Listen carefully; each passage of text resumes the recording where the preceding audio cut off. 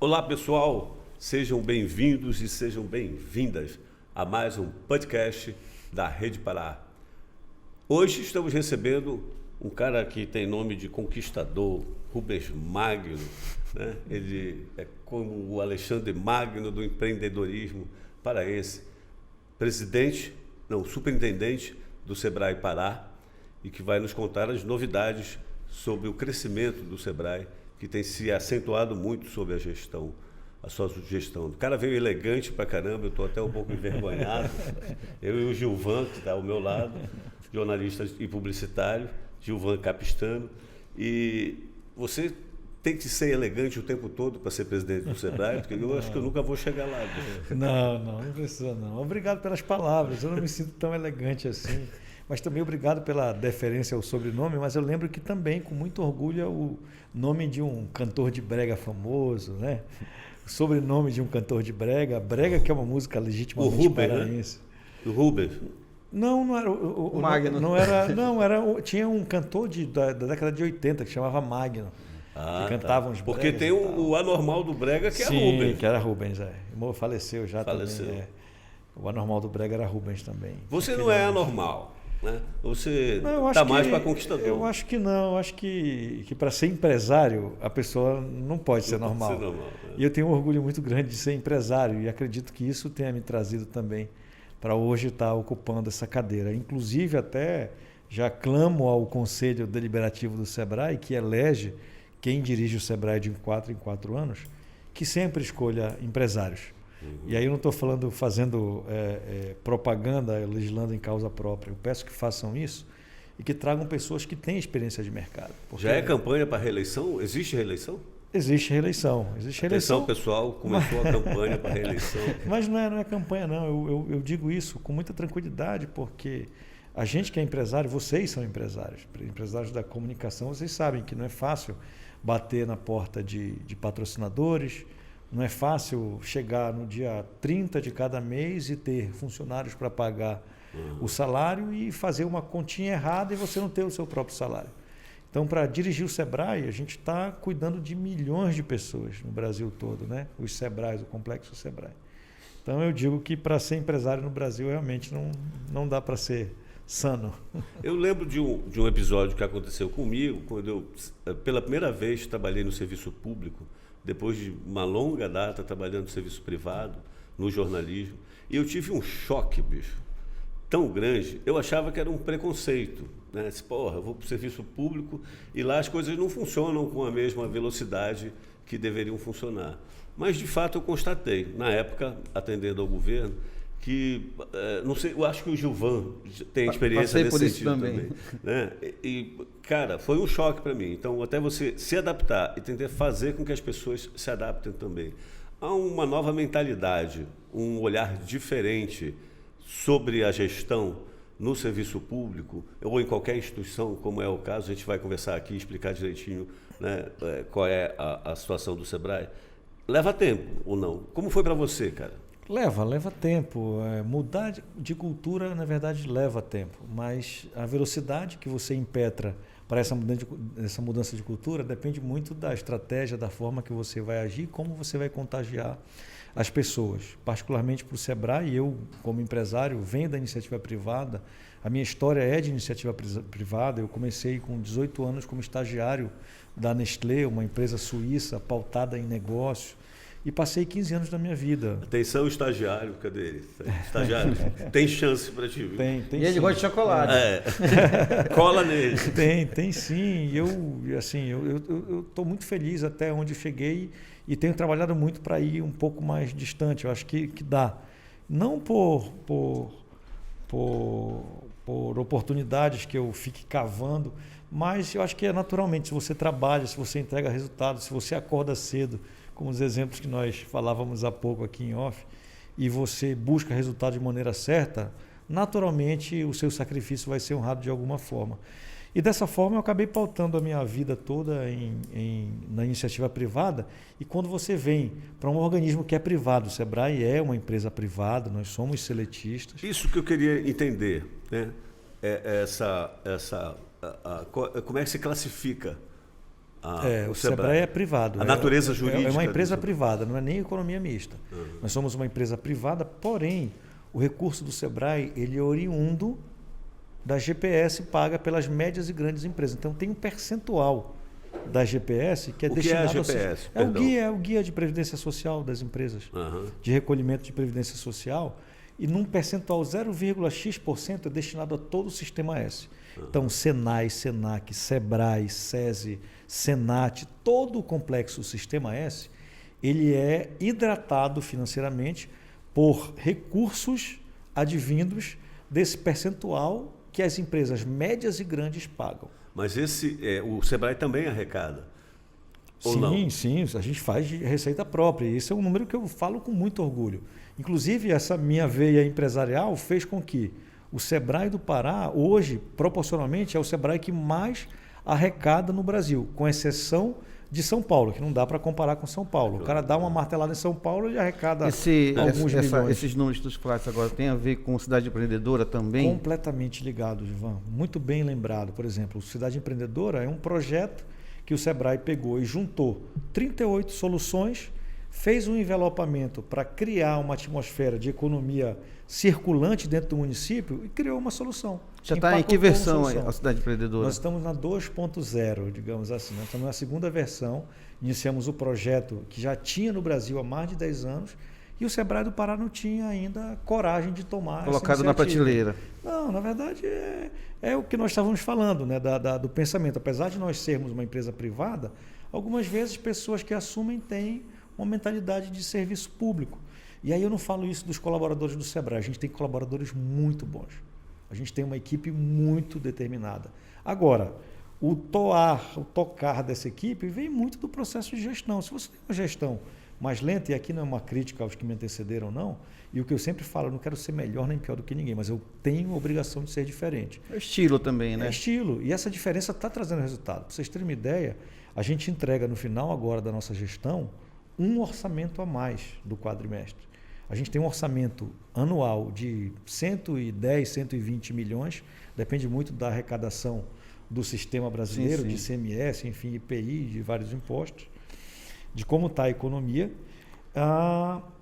E nós vamos entregar, na somatória desses 4 anos, de recurso próprio, de vendas de produtos do Sebrae, como é a Cidade Empreendedora, um orçamento anual, quase mais de 100 milhões de reais. Por exemplo, só com a Europa, o único Sebrae do Brasil que tem um convênio com a Europa, com a Comunidade Europeia, é o Sebrae do Pará. Eu fui em 4, 5 países em 2019 para mostrar iniciativas sustentáveis do Pará, de pequenos negócios do Pará, e falei, botei o Pires mesmo, eu quero fazer com que o empreendedor amazônida ele tenha força, tenha relevância, consiga exportar para cá, para a Europa de maneira sustentável, mas eu preciso de incentivo. E eu já tinha um plano de trabalho para isso. Ele topa. O Sebrae, nesse momento, em toda a trajetória, ele funciona como um mediador entre o empresário, o pequeno empresário, o microempresário, e a oportunidade que ele pode ter de financiamento, de aplicação de recursos. É esse o papel? Porque sempre me vem uma dúvida, né? Eu acho que é uma dúvida que está presente na cabeça de muita gente, né? Especialmente quem tem menos acesso à informação. O que é o Sebrae, na verdade, né? Você falou que é uma empresa privada, que a receita é composta também com recurso público, mas vocês também são arrecadadores. E, enfim, como explicar a alma Sebrae? Porque o Sebrae tem uma capilaridade impressionante. Então, todo mundo vê o Sebrae, né? Eu sempre, antes de militar nessa coisa do empreendedorismo na comunicação, digamos, da área empresarial, a gente vê falar de treinamento. Só que não é só treinamento. Né? Quando a gente vê os programas do Sebrae, principalmente no interior, que ele vai e fecha um trabalho em cima de um produto, ou uma região, uma comunidade, ele trabalha isso, então ele foge desse negócio do treinamento em si. Né? Essa é uma análise interessante, que o Sebrae também pode se acoplar a isso que você falou. Mas só dando um passo atrás, o Sebrae não recebe recurso público, o Sebrae recebe recurso de empresas médias e grandes privadas também. Então, o recurso que vem para a gente, esses 110 milhões de reais, é um bolo que é feito dessa arrecadação dos impostos pagos pela empresa privada. Então, o que acontece é que o governo só pega, junta esse dinheiro e distribui, mas o dinheiro são das empresas médias e grandes. E nós fazemos também o nosso dever de casa e vendemos produtos nossos. Então, o nosso recurso é totalmente privado. Entendi. Nós somos, sim, auditados pela AGU, pela Auditoria Geral da União, pelo TCU, pelo Tribunal de Contas da União. Eles são os nossos entes que fazem a fiscalização por uma questão constitucional, e eu acho que é até bacana isso, que mostra uma lisura do processo. Mas toda a nossa contabilidade, ela é privada, em alguns momentos permeia a questão pública por conta das auditorias. Mas o que é o SEBRAE? O SEBRAE, na verdade, é sim uma grande empresa privada que é financiada por médias e grandes empresas do Brasil, e é importante mencionar que essas médias e grandes empresas do Brasil, elas representam apenas 0,6% do mercado. 99,4% das empresas do Brasil são micro e pequenas empresas.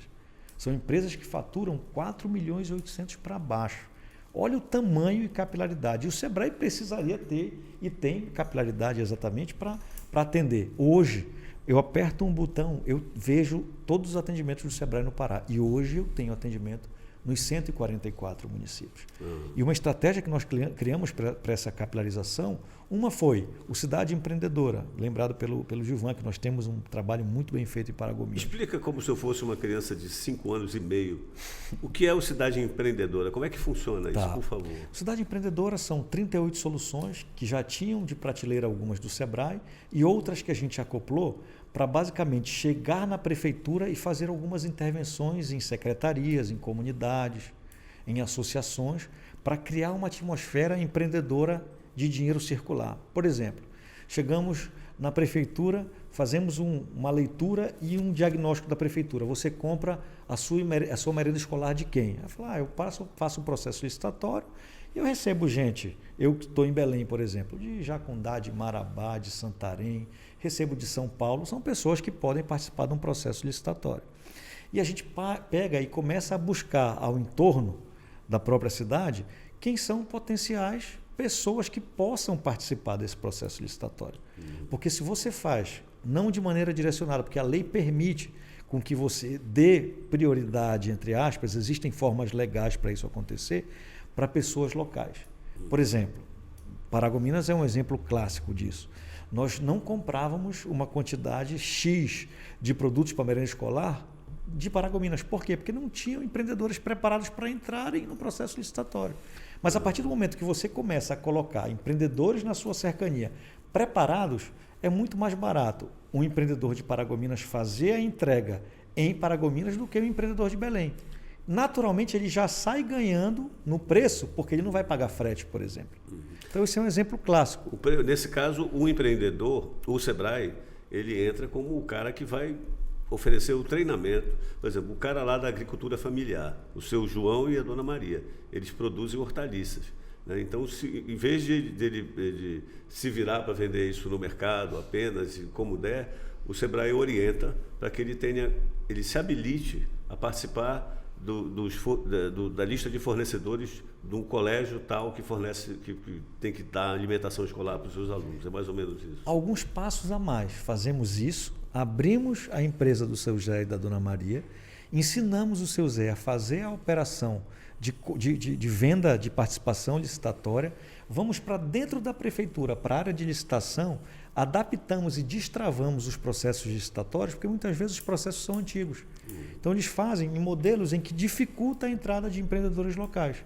Então, a gente simplesmente faz um match dentro do processo. A gente pega pessoas locais que são potenciais vendedores com pessoas locais que são potenciais compradores. Esse é o grande diferencial. Eu vi isso em várias cidades e, Silber, é incrível, porque o cara, o prefeito se elege dizendo que ele vai criar mais empregos, que ele vai fomentar a economia do município. É um discurso natural, é normal isso. Só que ele encontra uma licitação toda antiga, travada, que, sabe, que não vê isso. Sabe? Até a lei complementar tem que ser implantada. A lei geral tem que ser implantada.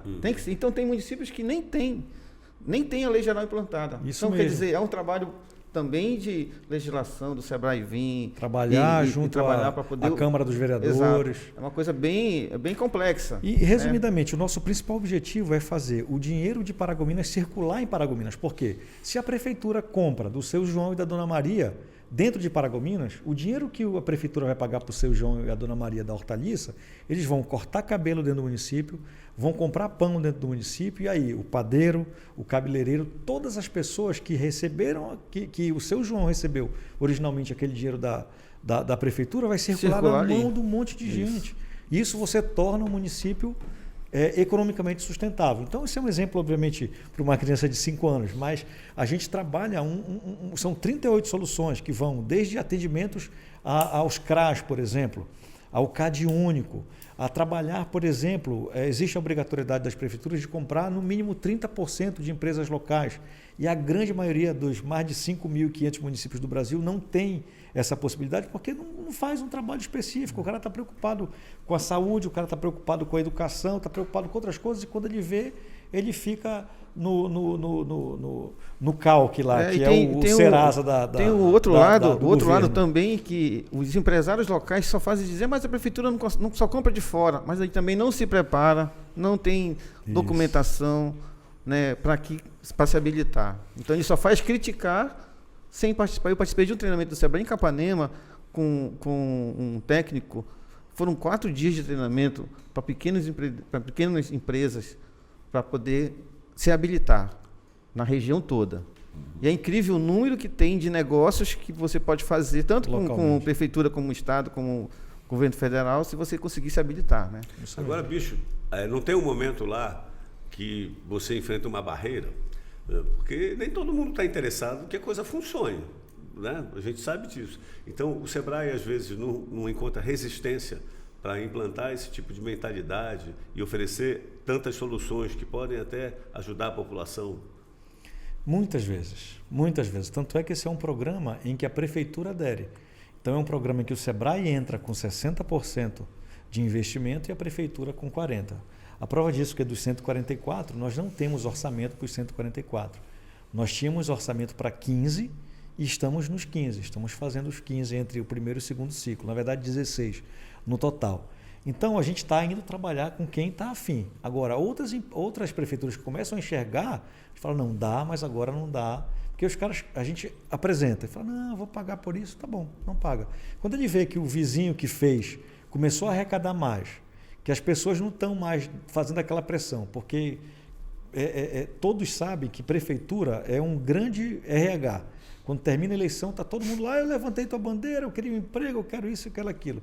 Se você tem, por exemplo, uma sala do empreendedor, que é um dos itens trabalhados na Cidade Empreendedora, o Sebrae cria um polo de negócios na prefeitura que chama Sala do Empreendedor. A gente treina um agente de desenvolvimento e esse cara vai ser um cara que vai articular negócio. Vai pegar esse cara que quer ser funcionário porque quer da prefeitura e vai falar quais são as tuas habilidades. Não, eu planto, eu sou o seu José, eu planto. Pô, então vem cá que eu vou te fazer vender para a prefeitura. Então, não, mas eu vou para a feira todo domingo, levo minha hortaliça e fico a Deus dará na sorte. Não, o senhor vai continuar fazendo isso, mas também o senhor pode ter uma venda garantida, por exemplo, para a merenda escolar. E aí o cara começa, pô, mas peraí, por que o município tal fez? Não, eu tenho cidade, pô, mas me apresentaram cidade empreendedora, eu não fiz. E aí começa a ter uma força positiva para falar, ô Sebrae, eu quero vocês aqui. A prova disso é que hoje nós recebemos o Sebrae em 2019, quando foi o início da nossa gestão, com 54 salas do empreendedor. Ontem nós inauguramos a 92ª sala do empreendedor em Viseu, e a nossa meta seria batida se não houvesse a pandemia, e eu não uso ela de desculpa para tudo, mas isso é real, nós teríamos já 144. A nossa meta é fechar, sim, esse ano com 144 salas do empreendedor. A sala do empreendedor, você sabe que acabou virando até bandeira de campanha dos gestores, né? Sim, claro. Aí o prefeito lá em alguma cidade, onde tem a sala do empreendedor e ela se mostrou muito útil, né? Eficiente, né? Eficiente. Ele chega na campanha e diz, temos aqui a sala do empreendedor. Ele já avoca para a gestão dele, né? Acontece isso. Não acontece? Muito, acontece muito. E de verdade, eu fico feliz quando ele fala isso, porque ele está dando valor. O ruim é quando o cara muitas vezes entra, que já aconteceu, de repente mandar fechar a sala do empreendedor, porque não foi o gestor anterior, que era meu opositor, que abriu, como se aquele equipamento fosse chancelado à figura do cara anterior. Na verdade, é uma extensão do SEBRAE no município dele. Nós temos 13 agências nossas nas mesorregiões do Pará. Temos 2 no Marajó e outras espalhadas pelo Caeté, pelo Tocantins, pelo Baixo Amazonas, enfim. E aí, a forma que a gente viu de ter a presença do SEBRAE nos 144 municípios, ou estreitar tudo isso, foi criarmos algumas estratégias. Dentre uma delas foi a Sala do Empreendedor e estamos tendo resultados maravilhosos. E, especificamente, agora, nesse mês de março, nós estamos inaugurando a primeira agência virtual do SEBRAE no Brasil. E ela é daqui do estado do Pará, especificamente do SEBRAE no Pará. Eu quero... Esse é um dos temas aqui Sim. mais importantes que a gente tem que conversar. Como é que funciona esse atendimento digital e se o público do SEBRAE, que é tão segmentado, né, ele já tem condições, já percebeu que pode se valer desse recurso tecnológico para melhorar a sua performance no negócio.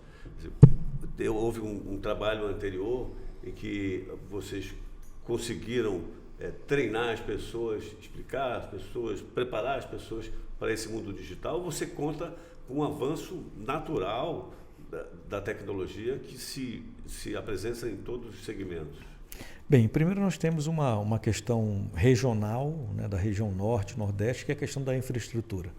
Nós temos um problema segmentado, por exemplo, você não tem aqui em Belém a velocidade que você tem, por exemplo, em Melgaço, que lamentavelmente é o pior IDH do Brasil já há muitos anos. Fica só disputando o último, penúltimo, último e penúltimo com uma cidade do interior do Alagoas. Isso, obviamente, ele perpassa por uma questão de infraestrutura também. Porque se a pessoa tem infraestrutura, como por exemplo a internet, ela tem condição de ter conhecimento e conhecimento vai te gerando algumas riquezas indiretas. Claro que não é só isso, tem política pública, tem várias outras coisas que permeiam esse processo. Então, essa questão de infraestrutura é algo que nos empata a dar velocidade de crescimento para o empreendedor trabalhar essa digitalização. O SEBRAE vem há mais ou menos 8 anos trabalhando no Brasil a introdução da digitalização nos pequenos negócios. Falando há 8 anos que era importante ele começar a se digitalizar, que o mundo estava indo para esse caminho, as tendências mostravam de estudos e tal. Isso todo mundo sabe que é verdadeiro. A pandemia só fez uma coisa nisso tudo, acelerar todo esse processo. Então, as empresas que do dia para a noite só tinham atendimento presencial, elas foram obrigadas pela questão do lockdown de fazer atendimento por delivery. E o SEBRAE foi um grande condutor nesse processo. Como as pessoas já ouviam falar, o SEBRAE falou de digitalização em algum momento, caramba, SEBRAE vem cá. Para vocês terem uma ideia, em 3 dias nós fomos o primeiro SEBRAE no Brasil a deixar toda a nossa equipe 100% remota.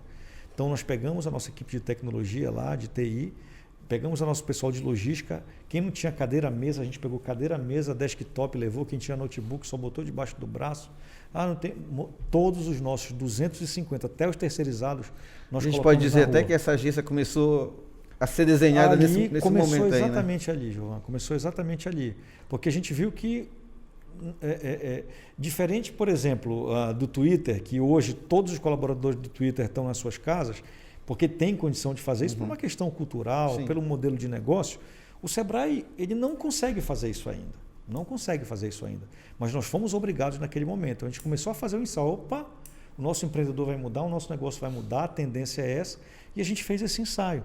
E começamos a criar esteiras de trabalho, porque os empreendedores precisariam de novos modelos. A gente tem uma unidade de gestão estratégica e mercado no SEBRAE, o GEM, que ela gera muito conteúdo através de pesquisa periódica. E a gente começou a olhar a tendência de mercado. Olha, a tendência de mercado vai ser essa. Então, começamos a criar produtos. Incorporamos o WhatsApp Business para dentro do SEBRAE, que nós não tínhamos. Já tinha o call center, né? Já tínhamos o call center, a CR nós já tínhamos. Mas nós não tínhamos, por exemplo, a prática de darmos cursos online. A não ser o EAD, que já existia normal. Sim. Mas não gravado com um tutor aqui. Sim. E ter 10 empresários embaixo, ele está dando dica de vitrine, dicas de delivery, a gente não tinha. E a gente comprou o WhatsApp Business rápido e começou a criar produtos como esse que eu exemplifiquei anteriormente. Isso foi um início de ensaio para a gente. E aí, como a nossa hashtag é SEBRAE presente, eu falei, não, a nossa presença ela vai continuar acontecendo. A gente já tem a sala do empreendedor que está rodando, está voando e a gente vai conseguir. A gente já tinha feito o nosso caminhão itinerante. Nós colocamos na nossa gestão 2 caminhões do Sebrae que ficam passeando, fazendo negócio nos interiores. Então ele vai para Santarém, como está hoje em Santarém, por exemplo, ele desce para Alter do Chão, desce depois para Belterra, vai, enfim, para Mojuí e fica rodando as regiões fazendo atendimento do Sebrae. Nós temos uma base em Santarém, porém no entorno nós não temos. E aí nós começamos a capilarizar. E aí eu percebi, não, a gente precisa agora criar, nosso time, na verdade, sim. A gente tem um time muito competente. O nosso time percebeu, vamos fazer o seguinte agora, nós já estamos digitalizados, nós já vivemos no mundo digital, mas a gente precisa agora criar uma agência digital. Qual é a diferença de um movimento digital que já se existe com atendimentos pontuais para uma agência? São os produtos. Os produtos de uma agência são os produtos de mentoria mesmo. São mentorias de meia hora para diagnóstico inicial. Se precisar aumentar, a gente faz uma consultoria de 2 horas então, e vai trabalhando. Primeiro atendimento normal, como se fosse tipo aquele médico, né? E aí tem o primeiro e que fica em torno de meia hora, isso, né? Isso, e aí aí depois ele passa para o segundo atendimento. Se precisar de alguma coisa mais específica, ele passa para o segundo atendimento. Mas na maioria das vezes, por exemplo, quem nos acessa muito, que estão digitalizados são os MEIs, são os microempreendedores individuais, aquele que fatura até 81 mil por ano, pode ter no máximo um empregado de carteira assinada. Geralmente é a cabeleireira, é a pessoa que faz bolo, é o cara que trabalha com moto entrega. Então são atividades menores, digamos assim, o primeiro estágio do empresariado. Então esse cara precisa, por exemplo, mensalmente emitir a guia de DAS dele, para pagar o imposto dele, a declaração de imposto mensal dele. E ele tem dificuldade. Ele vai poder agora entrar na agência digital e pedir auxílio, por exemplo, para um consultor que vai estar lá de segunda a sexta-feira, de 8 às 12 e de 2 às 6, para poder ajudá-lo nesse processo. Ele vai ajudar 1, 2, na terceira vez o cara já consegue fazer sozinho. Então é um exemplo que eu estou dando de coisas rápidas, em vez de você se deslocar ao Sebrae para pegar essa consultoria, você vai poder entrar numa agência digital e fazer isso de maneira muito célere. Rubens, o Sebrae ainda é confundido com uma instituição de caridade, porque já houve momentos que o cara pensava assim, o Sebrae, não sabia direito o que era o Sebrae, mas ouvia falar no Sebrae, via aquela puta estrutura do Sebrae aqui em Belém, por exemplo, ou em outros lugares, e ele disse, não, eu vou lá no Sebrae, deve ter alguma coisa para mim. Aí o cara vê o caminhão do Sebrae chegando lá em Santarém, diz, chegou o caminhão do Faustão aqui, ele vai distribuir, eu estou nessa, vou lá, faço fila. Existe ainda essa mentalidade ou vocês conseguiram avançar em relação a isso? Não, existe sim, porque o nosso modelo político do Brasil de muitos anos, na verdade do Brasil não, no mundo talvez isso aconteça muito em alguns países, é um modelo de assistencialismo. Então as pessoas veem aquelas ações globais que existiam, o cara tirar a identidade, o cara fazer massagem, o cara quer alguma coisa de graça, então, se é de graça, até injeção na testa. Injeção na testa. Então quando chega um caminhão que você vai, chega realmente muita gente. Aí começa o darwinismo a aparecer, a seleção natural. Mas eu quero, não, eu sou empresário, tu já tira metade da fila. Mas eu não sou empresário, mas quer ser? Quero. Aí volta 1/3 da metade que saiu. Falei, o que vai fazer? Curso? A gente pode dar curso, palestra. Aí você começa naturalmente mas realmente, principalmente em cidades pequenas, quando você vê um caminhão escrito Sebrae, o cara fala, então isso aqui é um banco, é dinheiro? Não é. Tem bicicleta? Tem uma dentadura. Tem financiamento? Ela falou de financiamento. Financiamento. Porque o Sebrae não é uma instituição financeira. Ele não tem esse papel. Não tem esse papel. Ele é um fomentador de possibilidades de financiamento para você. A gente tem, inclusive, um dos produtos de esteira que a gente tem é a avaliação e necessidade de crédito da sua empresa, porque na pandemia, então, a primeira coisa que o cara fazia, eu preciso de dinheiro. Aí tu ia pegar e fazer o diagnóstico, na verdade, ele não precisava de dinheiro, ele estava com um estoque extremamente alto, ele não está sabendo alocar o recurso dele. Se ele pegasse recurso, ele seria uma corda para ele se enforcar, ou se ele pegasse recurso, de repente ele até precisava, mas ele podia alocar no local errado, então a gente criou uma esteira de crédito dirigido. Olha só, o estagiário, que ele tem uma dupla vida, uma vida dupla, ele também é alfaiate nas horas vagas, mas o que é que ele faz? Ele distribui roupas, assim, tipo essa escrota que eu estou usando, para os amigos dele, aí a gente faz essa propaganda e tal. Como é que o estagiário vai chegar lá no Sebrae e conseguir melhorar tanto a performance dele na qualidade de produção, como acessar novos clientes, ter uma nova mentalidade. Ele vai conseguir descobrir o admirável mundo da comunicação. Dos negócios. O Sebrae consegue fazer essa transformação, né? Consegue. Presta atenção aí, bicho. Consegue. Primeiro, quero louvar a iniciativa do estagiário. Ele já começa bem, porque ser estagiário, que a culpa é sempre do estagiário, e ter um segundo negócio é muito difícil. É muito importante saber que iniciativas como essas são legais. Só um adendo, eu tenho um filho de 9 anos e eu comecei a estudar e vou tirar um cartão num banco digital para o meu filho, que existe um banco digital que tem um banco Kids. E o principal objetivo é ensinar o meu filho a saber começar a entender de dinheiro, a poupar e saber como é que pode vir um recurso para ele. Não vamos dar muita coisa, mas é para ele começar a mexer com dinheiro.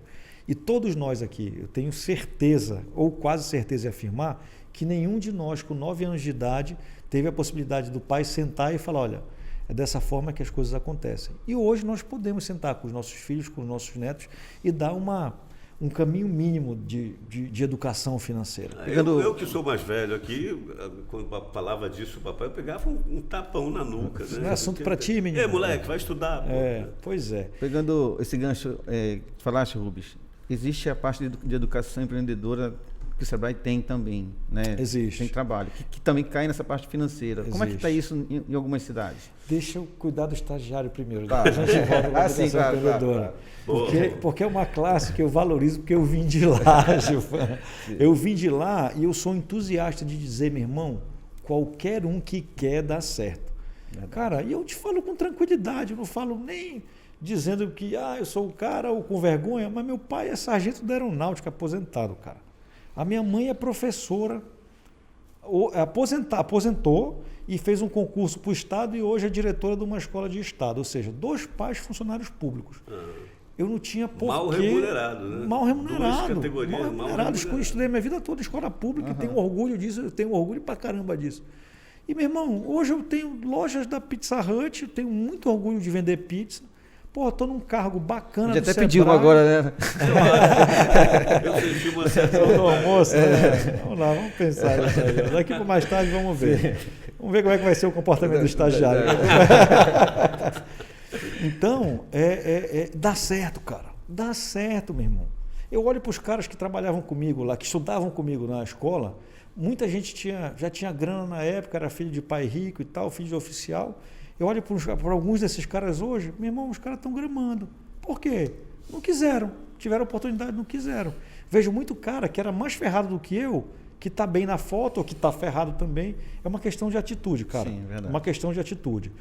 E eu que falei anteriormente, eu não estou ainda feliz com o que eu tenho não, patrão. Eu quero correr mais. Acho que ainda tem muita coisa para render, sabe? Só se você me permite, um adendo. Atitude e acesso, né?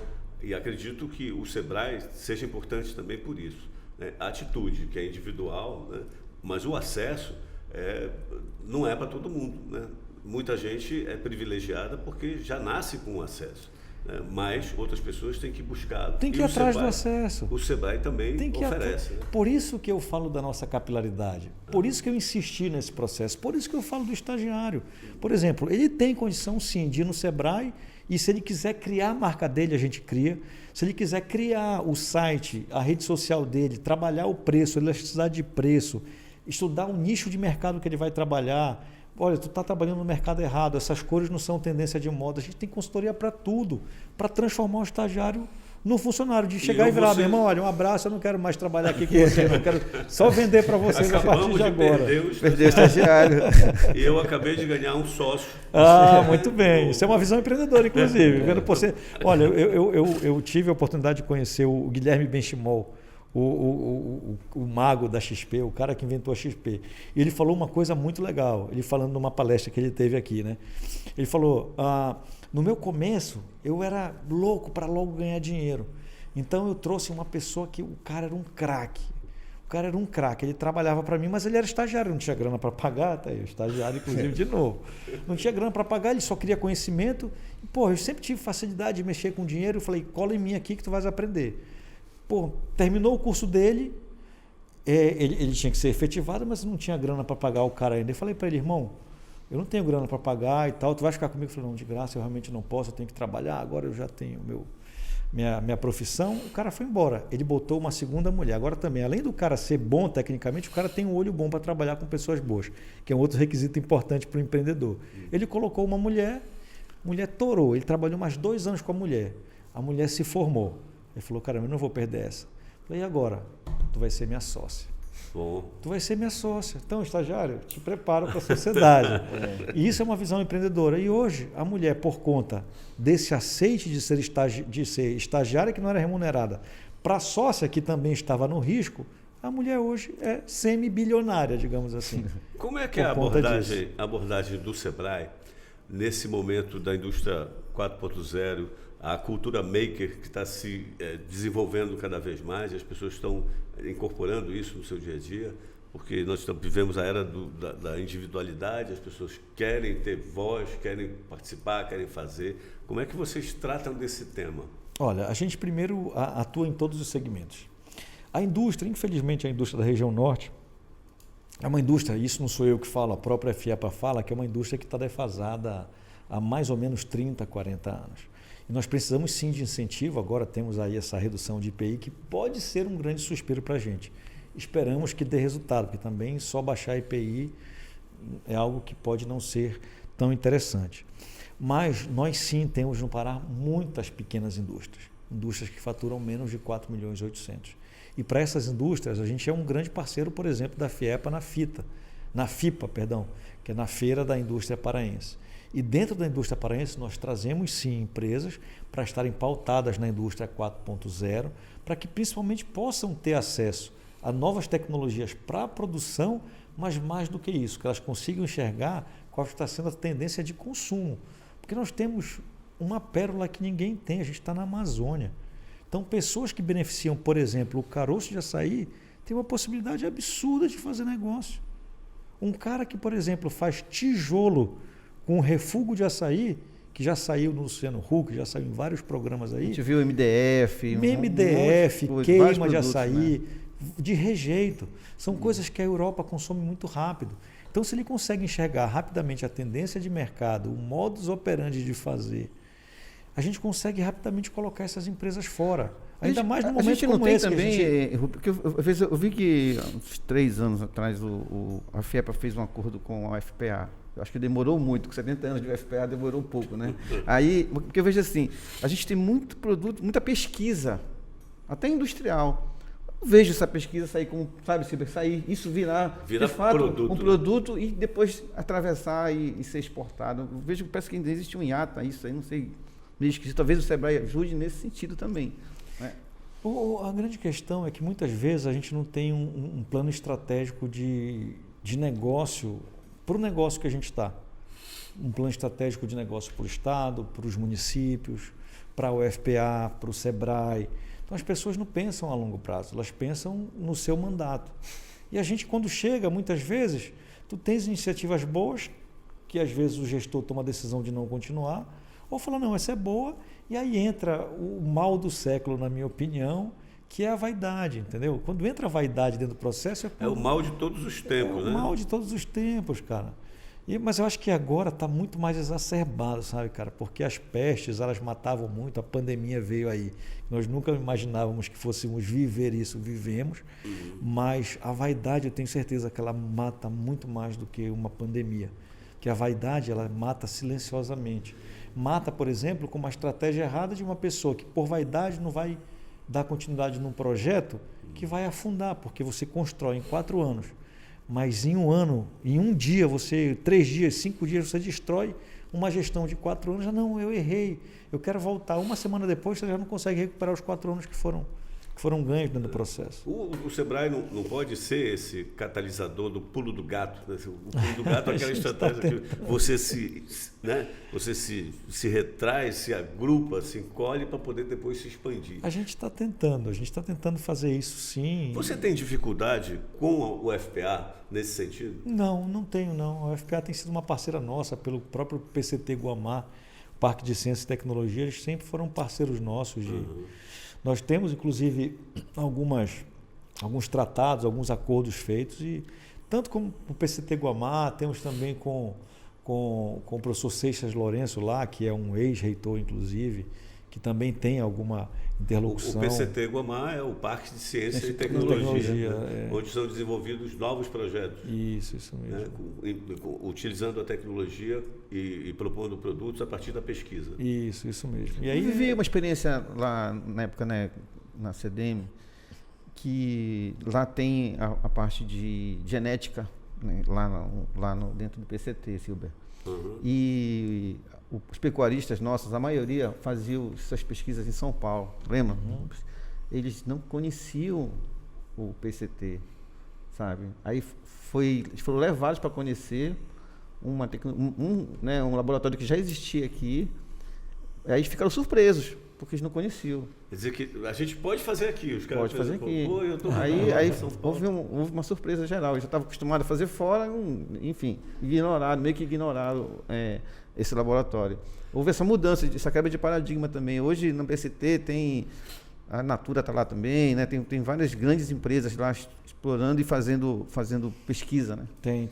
E nessa área de bioeconomia, então, a gente é um campo muito fértil para isso tudo, né? Então, tem empresas de fora do Brasil que estão fazendo investimentos fortes. E também nessa era de inovação, em que as startups entram também dentro desse processo, é algo interessante. Nós, no ano passado, inclusive, lançamos um programa junto com o governo do estado, com a Sectet, com o apoio do PCT Guamá. Foi um projeto de 3 partes, né, tripartícipe, em que nós entramos com o recurso e eles entraram com a captação dos potenciais fazedores de inovação na área da bioeconomia. Então, nós pagamos aí bolsas de 6 parcelas de R$6 mil, R$36 mil, para pessoas que quisessem se instalar aqui no estado com pesquisas oriundas da Amazônia, daqui de dentro do estado. Você tem percebido uma mudança de perfil ao longo dessa tua jornada com o Sebrae, independentemente da tua vida privada como empresário, mas você tem percebido que está mudando o perfil do novo empresário, do jovem empresário, da empreendedora? Como é que é o perfil? Eu sei que vocês fazem sistematicamente pesquisas nesse sentido. Qual é o perfil do empreendedor paraense? Do microempreendedor, do jovem empreendedor, da mulher empreendedora? Como é que isso se comporta, tem se comportado? Mudou numa velocidade avassaladora na nossa gestão, inclusive. Para você ter uma ideia, quando nós assumimos o Sebrae, nós tínhamos no estado do Pará, de mês, que é o primeiro estágio de empreendedor, nós tínhamos 190 mil mês. O mês é o microempreendedor individual. Aquele empreendedor que fatura até 81 mil por ano e que pode ter um empregado a mais. Quando finalizou 2021, quando finalizou 2021, nós já tínhamos 288 mil mês. Então, por que essa mudança veio? Peraí, repete o salto aí. De quanto? Saiu de 160 para 280. Caramba. Então foi um salto absurdo. Imagina, o MEI tem, arredondando aí, 12 anos. Tem mais ou menos 12 anos. O que não cresceu em 12 anos, basicamente cresceu em 1 ano e pouquinho por conta da pandemia. Por quê? As nossas análises mostraram que por conta da pandemia, muitas pessoas foram demitidas, as demissões trouxeram a necessidade de naturalmente empreender, o brasileiro é empreendedor, eu tenho a possibilidade de lavar carro na casa dos outros, então vem cá, deixa eu comprar uma bomba, vou fazer aqui um dry wash na casa do cliente. Eu sei fazer bolo. Não, faz bolo, bora criar uma marca. E aí começaram a surgir muitos meios. Porque as pessoas hoje, graças a Deus, não na velocidade que nós gostaríamos, mas as pessoas já começam a se preocupar com a sua previdência social, né? Além da previdência privada, as pessoas querem continuar recolhendo. Sabe que a previdência social é pequena, é curta, mas é um dinheiro garantido. Esse boom aí de novos meios deve ter dado digamos, vocês estão preparados para isso? Estamos preparadíssimos, até porque a nossa capilaridade trouxe essa facilidade com o atendimento digital. Então a gente se preparou sim para isso. Se nós dobrarmos o volume, a gente consegue fazer. Legal. A gente consegue fazer, porque tem matéria-prima pronta no mercado para nos atender. Tem pessoas prontas para serem consultores nossos no mercado, que são pessoas que estão dentro de empresa fazendo consultoria, que não necessariamente estão fazendo para o Sebrae hoje. Entendi. Então a gente tem condição sim de aumentar, de triplicar o nosso poder de fogo, digamos assim. E isso tudo mostra a mudança do perfil desse empreendedor. Hoje, por exemplo, as mulheres se lançam muito ao mercado. como empreendedoras. Nós chegamos até a nichar esse processo, trabalhar nichos. A gente tem mulheres negras empreendedoras do Guamá, por exemplo. A gente tem programas específicos. Mulheres negras do quilombo de tal lugar, que são empreendedoras. Nós temos pescadores da praia de não sei o que lá, que são empreendedores.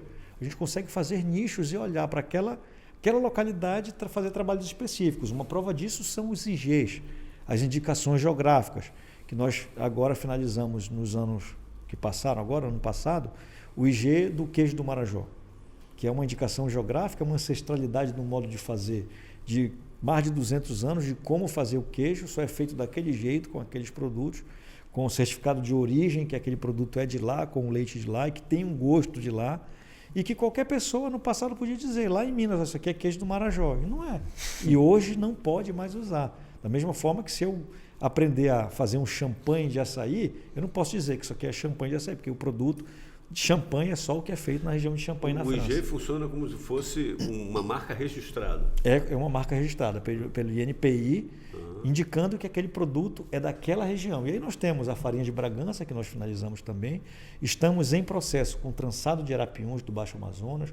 O feijão manteiguinha também, de Santarém. Estamos trabalhando também uma parte de artesanato também do interior do Pará. A gente está buscando as potencialidades do nosso estado. E o Sebrae tem sido um grande parceiro. Eu pedi para o pessoal lá de Marapanim, que é minha terra, né, aproveitar essa oportunidade, né, e criar uma indústria de turu, pô. Legal. Que é um produto local, né, que muita gente não conhece. Tu conhece, né? Conheço, em Bragança. O de Marapanim é melhor. Eu conheci o de Salinas, lá, de Santo Antônio de Orindeua. Não chega mas nem eu não que é tive das coragem, ostras, né? É das Também ostras. tem das ostras. Eu não tive coragem de comer ele cru, mas eu comi a sopa de turu. Muito boa, por sinal. Uma delícia. Cru Muito realmente boa. é mais Cru difícil. eu acho que é mais uma Mas questão o de pescador, preconceito mesmo. Né? É a tradição. Uma diversidade, Rubens, que eu acho que é interessante no trabalho do Sebrae, porque o Pará continental, né, cada região tem uma potencialidade econômica, digamos. Eu acompanhei, por exemplo, a parte de ostras. Toda aquela região, né, que te chama ali do Salgado. Do Nordeste do Pará, Bragança até Viseu, né? Até Viseu. Então a gente fez até um documentário para o Sebrae sobre o trabalho com as ostras. É incrível, né? Porque é Curuçá, Marapanim, Salinas, Busto Correia. E aí é um trabalho incrível porque ele é amplo, né? É muito grande. E aí quando eu vejo assim, tem essa parte toda ali sobre ostra, tem a parte de turismo, a parte de gastronomia, aí tu vai para o lado de Paragominas, a parte do agro, vai para a parte lá do Vale do Acará, tem o cacau, tem a parte de fruticultura, aí tu vai lá para o Paraguai, já é uma outra região. Como é que vocês conseguem, nessa loucura, nessa diversidade, como é que vocês conseguem, não, a gente vai tacar aqui, aí, sabe? Como é que vocês conseguem administrar isso? A primeira coisa que a gente faz é ver as potencialidades do nosso estado. O Adnan fez um trabalho muito legal no governo que ele participou, que foi aquele projeto do Pará 2030, né? Você até participou do projeto. Sim. Então ali, por exemplo, é um caminho para nós tratarmos a estratégia de atuação do Sebrae. Eu vou falar do Sebrae de empreendedores que trabalham no planejamento ou na fabricação automotiva. Não adianta. Se eu for falar de automóvel, eu vou falar de manutenção de automóvel. Aí ele pode entrar dentro do meu plano. Mas isso é prioritário? Não é. O que é prioritário para mim? Vamos trabalhar a cadeia do açaí e as suas ramificações, seja na questão produtiva do açaí fruto, exportação, seja nos derivados do açaí, como biocosméticos, por exemplo, seja na questão da verticalização do açaí. Então, já tem uma cadeia para trabalhar. Tá, essa cadeia vai ser trabalhada onde? Não, vamos trabalhar essa cadeia no Marajó, uma parte do Nordeste do Pará, que já tem algumas plantações de açaí, e por aí vai. Tu vem para a moda, por exemplo, que a gente nem sonha que o Pará é um baluarte de moda. Atenção, estagiário. A região de moda. Entrou na área dele agora.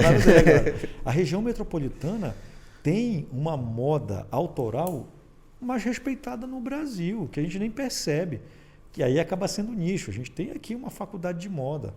Tem uma professora que é super conhecida no Brasil. A gente tem aqui o Pará Fashion Week, que é um evento de moda local. Pauta para Rede Pará Podcast.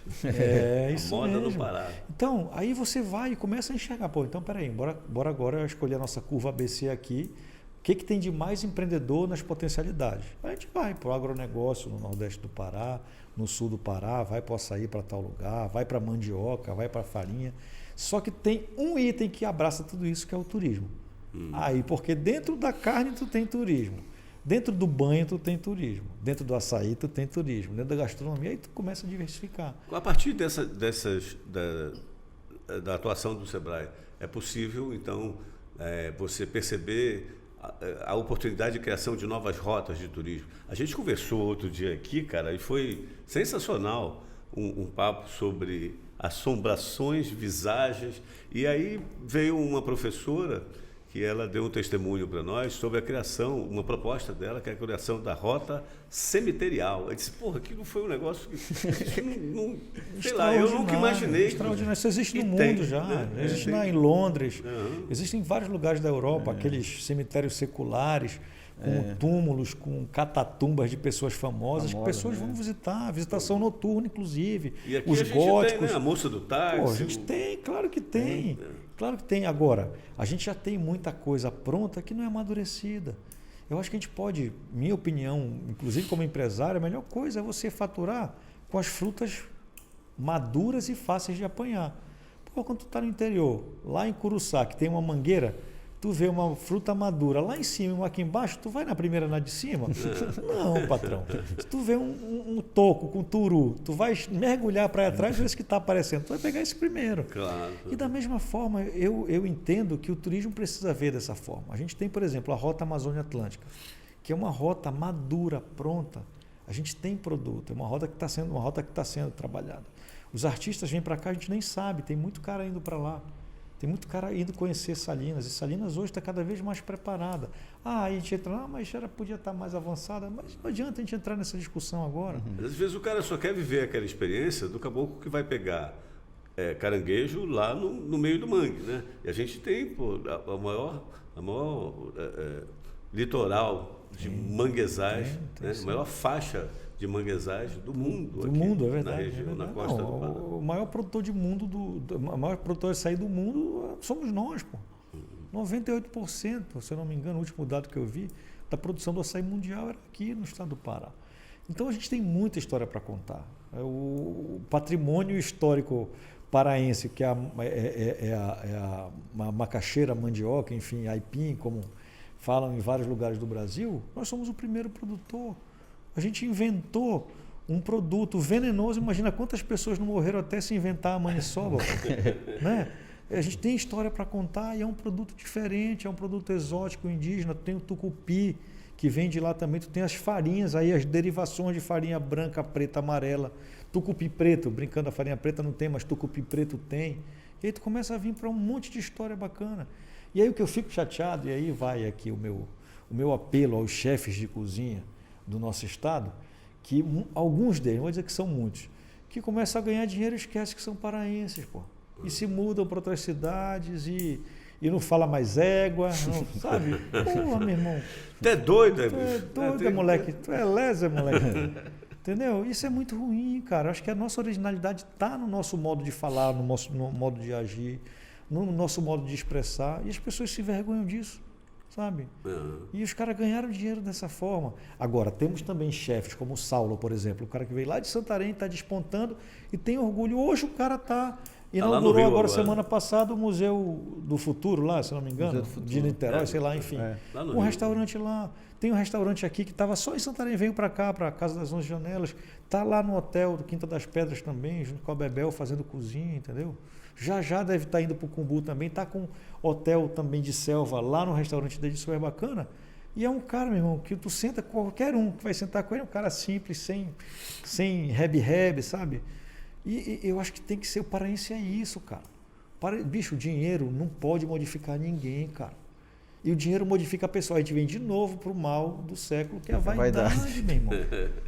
Cara, a gente não avança mais por conta da vaidade, bicho.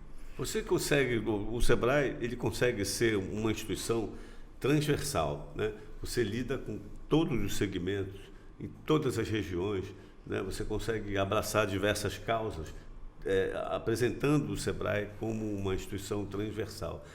De toda a experiência aí que você tem, O que mais te impressionou positivamente em relação à iniciativa de empreendimento, seja do carinha lá de Salvaterra ou do camarada um pouco melhor estruturado de Belém?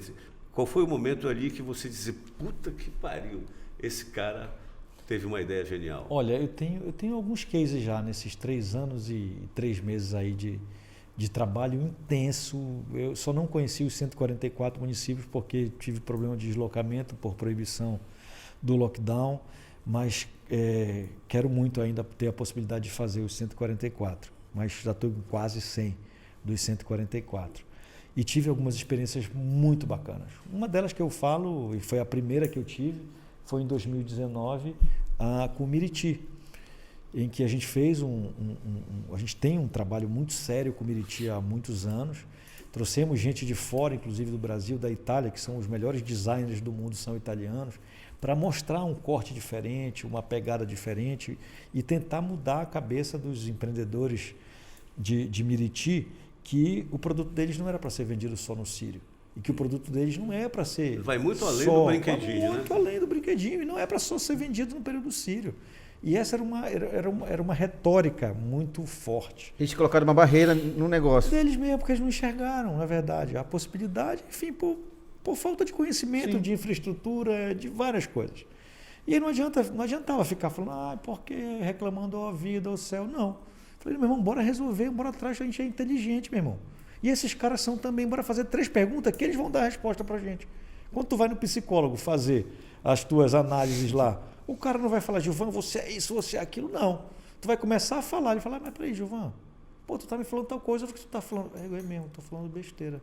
Não, eu vou pensar diferente. É a mesma coisa com o empreendedor, A gente chegou e viu que tinha potencialidade, que tinha como fazer alguma coisa diferente. E os caras então peraí, eu posso fazer um abajur, olha aqui, bora fazer esse abajur, não sei o quê. Eu posso fazer uma cortina, posso fazer um suplá, posso fazer a pomba da paz, posso fazer um barco maior. Tá, aí começamos a fazer esse trabalho.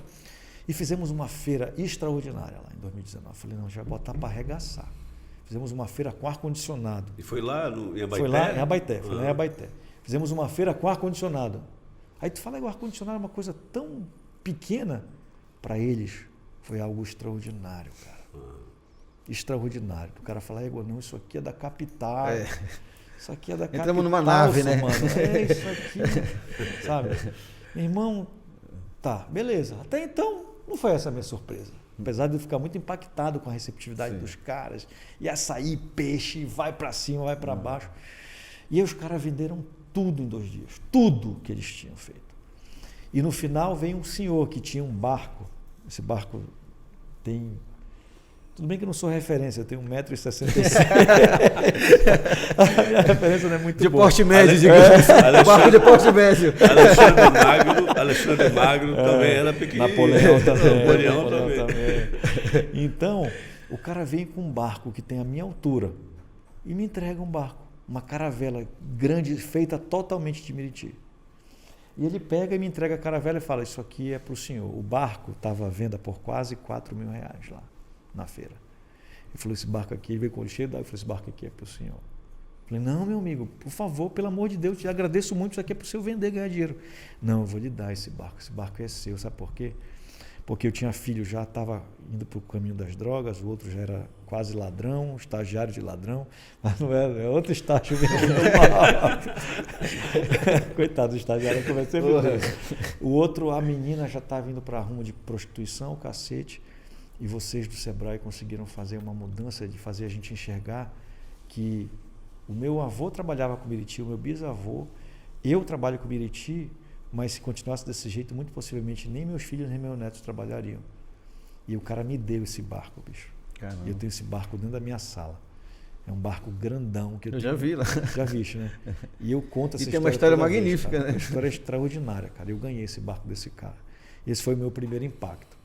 E aí, bicho, várias histórias tem. Como, por exemplo, um dia bateu lá na minha porta um grupo de mães desses mundo azul. Mães de filhos autistas e tal. Poxa, a gente queria ver o que a gente pode fazer com vocês. Ia ter a feira a Pará Negócios.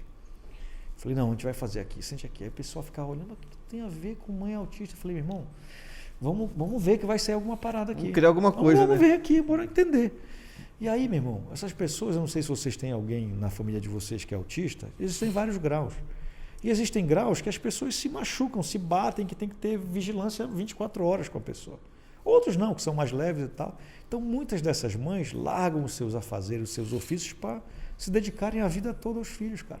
E aí, no intervalo, elas fazem um crochê, fazem alguma manualidade para tentar vender e subsistir, pô. Falei, não, a gente vai pegar essa parada aqui, a gente vai criar uma loja colaborativa do Mundo Azul. E criamos, bicho. Muito bom. Criamos Legal. uma loja colaborativa em que cada mãe trazia a sua manualidade, formalizamos, criamos marca e tal, e fomos para dentro de uma feira, pô.